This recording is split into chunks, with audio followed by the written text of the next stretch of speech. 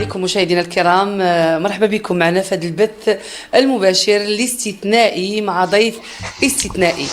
ضيف بغينا ولا كرهنا عنده بزاف ديال المتتبعين، ضيف اللي كنشوفوا على مواقع التواصل الاجتماعي غير كنشوفوه تجينا بغينا ولا كرهنا غير كنشوفوه كتجينا الضحكه باش تعرفوا شكون اللي كينشر هذه التفاهه وشكون اللي قدمها وشكون اللي وراهم للمغاربه. هانتوما كتشوفوا مؤخرا هذاك السيد اللي تحول اللي من الحسيمه ومشى لاسبانيا ولا امراه، ما كاينش اللي كيعرفوا، ما كانش شي واحد الفار وما كيعرفوش 5 سنين هو كاين في التيك توك، ولكن نهار بيناتو شي في تيفي، نهار فيلم ما دابا طلع دابا في التيك توك هو اللي كيطلع ليا. صوفيا طالوني هي اللي نشراتو، نور زينو هي اللي نشراتو، هشام المداح هي اللي نشراتو، مولينيكس هي اللي نشراتو. اي واحد ما كانش معروف وفيلم ما كانش تافه وفيلم ما كانش موسخ هي اللي نشراتو. تبعوا معايا. خدا واحد المكانه واحد البلاصه عند المغاربه بالخصوص، وخصوصا انه كيقولوا عليه بالرغم من انه كينشر التفاهه او كلام ناب اللي ما يقدروش يسمعوا العائلات، ولكن كيقولوا عليه انه مثقف. دابا حنا غير مثقف ماشي مشكل يخسر الهضره، ماشي مشكل يبقى يقول الهضره من الحزام لتحت، ماشي مشكل نتفرجوا فيه، المهم راه مثقف صافي. دابا عادي عندك انت فاطمه الزهراء انه مثقف ولكن يخسر الهضره، يشوفوه بنات، كيشوفوا ولادك، تشوفوا امك، كيشوفوا اخواتاتك، الدنيا هانيه ماشي مشكل، المهم راه مثقف. عكس العديد من اليوتيوبرز ومن تيك توكر. الضيف اللي جا عندنا اليوم وكنقولوا له مرحبا بك يونس الملقب بمولينكس، مرحبا بك في البلاطو ديال شوف تيفي، وماشي اول مره، هذه ثاني مره وان شاء الله ما تكونش اخر مره. مرحبا بك في داركم قناه الشعب. واش ما مشيتيش زوريه في الحبس؟ راه مشى للحبس وسيري زوريه، راه كانت اول مره وثاني مره، دابا ثالث مره سيري عنده الحبس ديري معاه استجواب وقولوا ليه الله يطلق سراحك، وان شاء الله نشوفوك عندنا في البلاطو مره اخرى ان شاء الله وتحكي لينا شنو وقع لك. الله يحفظك فاطمه الزهراء، وكنشكرك على الاستضافه وجات في وقتها. اكيد ان جات في وقتها. كاين علاش كيف ما كنقولوا، جيناش على والو تماما. كم بقيت راجل اهل عائلتي والله حيت توحشت بابا. شتي شكون اللي بينو؟ هذا اول مره عقلت عليه، شتو اول مره شكون اللي بينو؟ ما كانش اللي كان كيعرفوا الكلب وما كيعرفوش. يعني باس لفمي ملاش الله اعلم. فاش مشيت عند الطبيب خرج لي حاجه كلانتيبيوتيك، خرج لي واحد هذا تنشلل به فمي. من بعد فاش جيتي شحال ديال الوقت بداو كيبانوا فيك هاد الاعراض الخطيره، وماشي غير انت اللي وقعت لك، راه وقعت المولينكس، راه وقعت. انا اول نقطعك بس من عسل، انا اول واحد نط هضرت على الشهيد، انا الناس ما بقاتش تيقن حيت فيا قوه الكذوب. نهضروا في الواقع. شتو الاخوان، شتو هادو شكون اللي نشرهم؟ هذه قناه الشعب، هذه قناه كتاخذ الدعم من فلوس الشعب، هذه قناه محطوطه خصيصا لنشر التفاهه، محطوطه خصيصا لنشر التفاهه. ديروها في دماغكم هذه مزيان، نشر التفاهه، نشر الزماحي، نشر اي حاجه كتعارض مع القيم والاخلاق ديال المغاربه. هذه بغات تدخل لكل بيت، بغات تدخل لكل اسره مغربيه، بغات تدخل وتنشر لهم التفاهه. هي هاد خيتي، هذه الاذاعه اللي كتقدم فيها هذا البرنامج هذا، هي هاد خيتي هذه. شوفوا واش كنتو كتعرفوا هادو. اذا على بركه الله مشاهدينا الكرام، مرحبا بكم في البث المباشر من مدينه الدار البيضاء، من مدينه مالاغا. شفتوا مشيت حتى لمالاغا باش تلاقى مع واحد اخر على الشاكله ديال الطالوني، هو هذا نور زينو، كتعرفوه هو هذا. والمشكله ديال فاطمه الزهراء هذه كتكون فرحانه، كتفرح ملي كتلاقى مع شي زماح، كتكون واحد الفرحه ما قادها فرحه.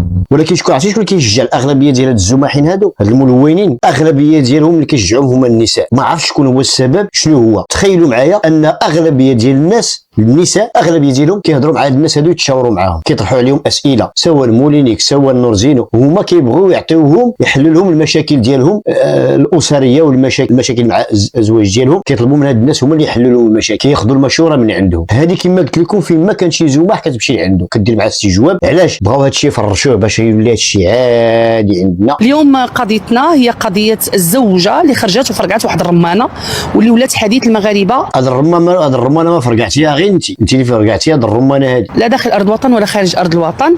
زوجه جات عندنا من مدينه الحسيمه وقالت بانها من 2017 ما شافت الزوج ديالها. اخوان القصه راكم عارفينها بلا ما نكملوها. ما كاينش واحد ما كيبغيش. كيفاش ما كاينش شي واحد؟ كيفاش هذا نشرح؟ كاين شي راجل ما جاش عليه المؤخره. انا مرة لا باش نكونوا واضحين ونكونوا واقعيين، ما كاينش شي راجل. شوفي في هذا الوقيته هذا كيشوف لك الراجل في مؤخرتك قبل ما يشوف لك في وجهك. واخا تكوني خايبه وتكون عندك لاطاي زوينه كتكوني زوينه، تكوني مكلخه، واخا تكوني فينا هما. يلا دابا كنحط كتحطي فيديو ياك مبينه المؤخره ديالك كيضرب 2 المليون 3 وكتحطي وحده كتجود القران كتلقاه يضرب 1000. كاين شي واحد كيعرف هذا حسي اذا شتو شكون اللي كينشر التفاهه، شكون هو المسؤول الرئيسي اللي خصو يتحاكم، اللي خصو يمشي يتحاكم على التفاهه اللي كتنشر واللي كيوريهم للمغاربه. هي هذه القناه، هي هذه الاذاعات اللي كتاخذ الدعم من فلوس الشعب، من الضرائب اللي كيدفع الشعب كتاخذ الدعم منهم هذه الاذاعات. زازي مع هذا الضيف تا هو المثير للجدل في القطاع ديالو، وانت المثير للجدل اكيد في الامور الدينيه، وغادي نقطعوا بعدا الحلوه. انا بداو اي قطع اخويا هذا انا حط عليك هذاك الميكرو باش ما يبرزطكش رضا. قطع على خاطرك.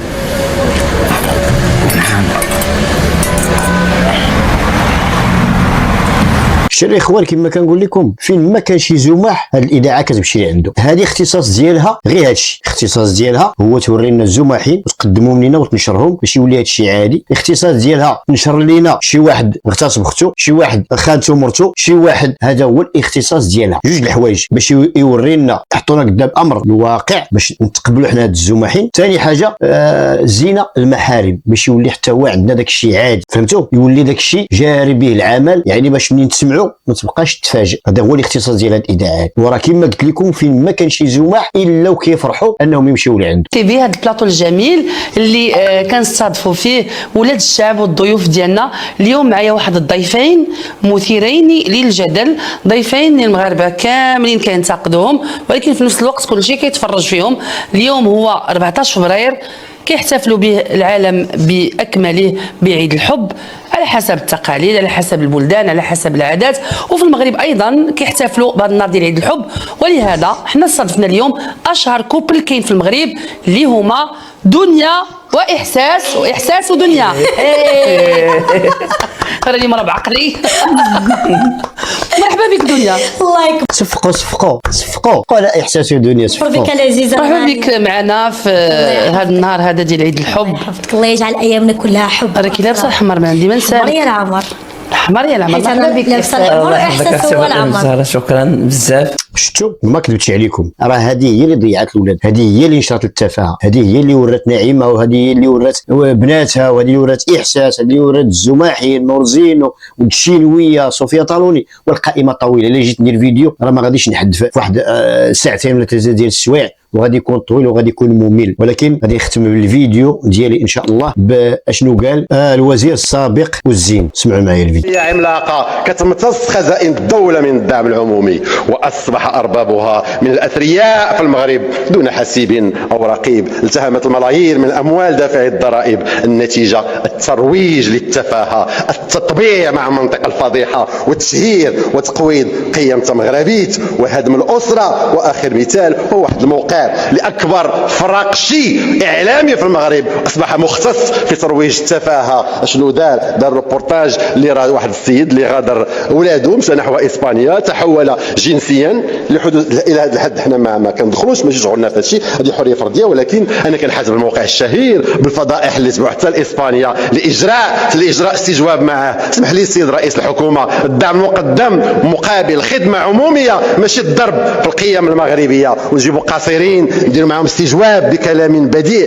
يعني باي حق واش هذه البلاد ولات فيها السيبه ويمر هذا الشيء عبر مؤسسات وقنوات مموله من المال العام؟ ما يمكنش السيد رئيس الحكومه، ولا رضيتوا بهذا الشيء حنا ما غاديش نرضوا به. هذا الموقع ما شفناش كيدير برامج حول الحكم الذاتي ولا الجهويه الموسعه، ما شفناش كيدعوا خبراء لدراسه بؤر التوتر في المنطقه. واش ديال الصعوبات؟ فقط خروج لتاكيد التفاهه والتعرض للمنابر الجاده او الهجوم على من استقبل صحفيين رافضين للصيغه باش جا بها مشروع قانون الصحافه، لان هذا الرفض فيه تهديد المصالح والريع ديالو. ما تغطوش سيد رئيس الحكومه، ما دمت على راس هذه الحكومه فلديكم ايضا مسؤوليه تاريخيه، وعندك يخلعوك اقلامهم التافهه والتائهه. شوف راه نهار ينتقدوك الشعبيه ديالك كطلع، عرفتي علاش؟ حيت ما عندهمش مصداقيه والمغاربه عارفينهم عايقين بهم. نهار يمدحوك وهذا هو المشكل، عرف بان تما عاد الاسهم ديالك كتنزل. اذا سمعتوا الاخوان، سمعتوا المغاربه، سمعتوا شكون كينشر التفاهه. هذه واحد الاذاعه اللي معروفه وهي المسؤوله الاولى على نشر التفاهه. كنتمنى انكم تنشروا الفيديو هذا. وصلت للنهايه، اللي وصل حتى للنهايه يدير تم باش نعرفوا راه كمل. ولا كيعجبكم الفيديوهات ديالي جاوبوني بالتعليقات، انا راه كنقرا كلشي التعليقات وكنرد عليهم. وشكرا والسلام عليكم ورحمه الله تعالى وبركاته. تحياتي.